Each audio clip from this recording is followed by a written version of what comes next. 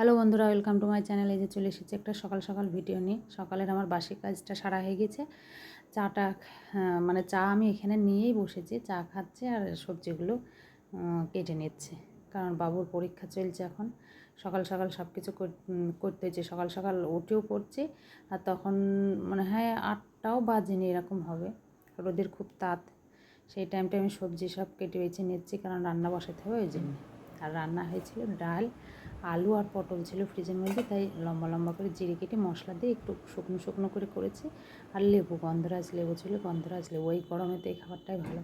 তারপরে চান ধান সেরে সমস্ত কাজ সেরে পুজো দিয়ে তারপর ওকে পরীক্ষা দিতে নিয়ে গেছি বাবুকে।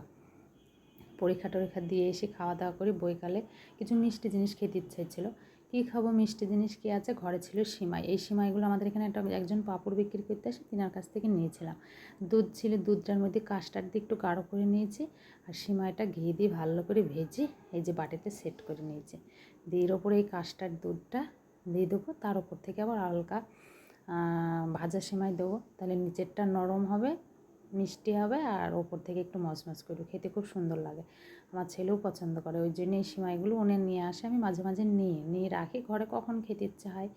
এই যে ওপর থেকে আবার ভাজা সিমাইটা দিয়ে দিচ্ছি, খেতে খুব সুন্দর লাগে, নিচেরটা মিষ্টি নরম হয়ে যায়, আর ওপরে এটা মানে ঘিতে ভাজা মচমচ করে, বেশ ভালো লাগে।